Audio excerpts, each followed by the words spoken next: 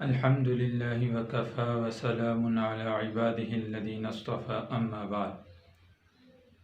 حضرت عثمان غنی رضی اللہ تعالیٰ عنہ خلفائے راشدین میں تیسرے خلیفہ راشد ہیں۔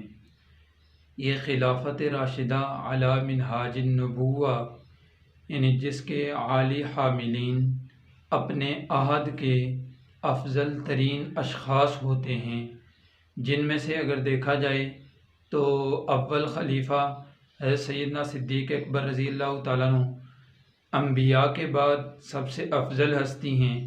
پھر ان کی خلافت کے بعد حضرت سیدنا عمر رضی اللہ تعالیٰ عنہ ان کے بعد پوری دنیا میں سب سے افضل ہیں، اور پھر اس کے بعد سیدنا عثمان غنی رضی اللہ تعالیٰ عنہ افضل ترین ہستی ہیں۔ آپ رضی اللہ تعالیٰ عنہ خلیفہ ثالث ہیں، اور اسلامی حکومت کو حضرت عمر رضی اللہ تعالیٰ عنہ کے بعد اسلامی حکومت کو لے کر آگے چلے ہیں، اور مسلمانوں کی اسلامی مملکت کا بیڑا اٹھایا ہے اور اس کو دیگر علاقوں تک پہنچایا اور پھیلایا ہے۔ جہاں تک آپ رضی اللہ تعالیٰ عنہ کے اسلام کا تعلق ہے تو آپ رضی اللہ تعالیٰ عنہ چوتھے نمبر پر مشرف با اسلام ہوئے، اور آپ رضی اللہ تعالیٰ عنہ جو کہ بنو امیہ کے چشم و چراغ ہیں، اور آپ رضی اللہ تعالیٰ عنہ کا جو سلسلہ نسب ہے، آپ رضی اللہ عنہ کا سلسلہ نسب آپ صلی اللہ علیہ وسلم سے 5ویں پشت پر جا کر مل جاتا ہے۔ کتب احادیث میں دیکھا جائے، نظر دوڑائی جائے تو آپ رضی اللہ تعالیٰ عنہ کے بہت زیادہ فضائل ملتے ہیں۔ ان میں سے چند ایک فضائل کا میں تذکرہ کروں گا۔ نمبر 1 تو یہ ہے، آپ رضی اللہ تعالیٰ عنہ کے القاب میں سے ایک لقب ذوالہجرتین کا ہے۔ اب ذوالہجرتین کیسے ہیں؟ آپ رضی اللہ تعالیٰ عنہ کی شادی حضور اقدس صلی اللہ علیہ وسلم کی دوسرے نمبر کی صاحبزادی حضرت رقیہ رضی اللہ تعالیٰ عنہ سے ہوئی۔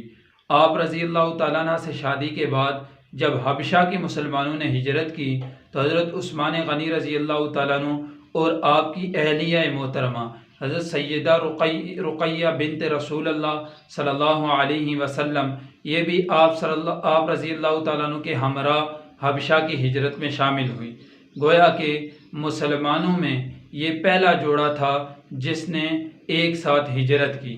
اب یہ حضرات چونکہ حبشہ کی ہجرت کی، اور حبشہ کی طرف جو جانے والا راستہ تھا وہ بحری راستہ تھا، بری راستہ نہیں تھا، اس لیے وہاں اس دور کا جو بحری سواری تھی، کشتی تھی، تو وہ اوپر سے کھلی فضا کی طرح تھی، تو اس میں جب ان حضرات نے سفر کیا تو اس کی سمندر کی زہریلی ہواؤں اور تیز و تند طغیانی نے ان حضرات کی طبیعت کو متاثر کیا، جس میں سیدہ رقیہ رضی اللہ تعالیٰ عنہ کی طبیعت ناگوار ہو گئی، اور یہ جا کر حبشہ جب پہنچے، چند دن ٹھہرے کہ وہاں پر کسی نے افواہ پھیلا دی کہ مکہ مکرمہ میں تمام لوگ آپ علیہ السلام کے ہاتھ پر مشرف با اسلام ہو گئے، اور وہاں آپ علیہ السلام کی حکومت قائم ہو گئی۔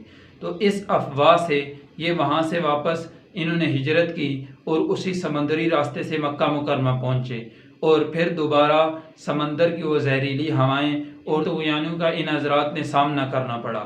سیدہ رقیہ رضی اللہ تعالیٰ عنہ کی طبیعت پہلے سے ہی ناساز تھی، ان مصائب کا پھر سے سامنا ہوا تو پھر ان کی طبیعت اور ناساز ہو گئی۔ بہرحال یہ حضرات مکہ مکرمہ پہنچے تو پتہ چلا کہ یہ جو افواہ ہم نے سنی تھی یہ بالکل بے بنیاد ہے، یہ ایک جھوٹ ہے اور افواہ ہے۔ تو ان حضرات کو بہت صدمہ ہوا، جو ہونا چاہیے تھا کہ جس کے لیے انہوں نے واپس اتنے دور سے سفر کر کے مکہ مکرمہ پہنچے تھے۔ بہرحال وہاں کچھ عرصہ رہے، اور پھر اس کے بعد اللہ کے نبی صلی اللہ علیہ وسلم نے اللہ کے حکم سے مدینہ طیبہ کی طرف ہجرت کا ارادہ فرمایا، تو ان حضرات نے بھی مدینہ طیبہ کی طرف ہجرت کی۔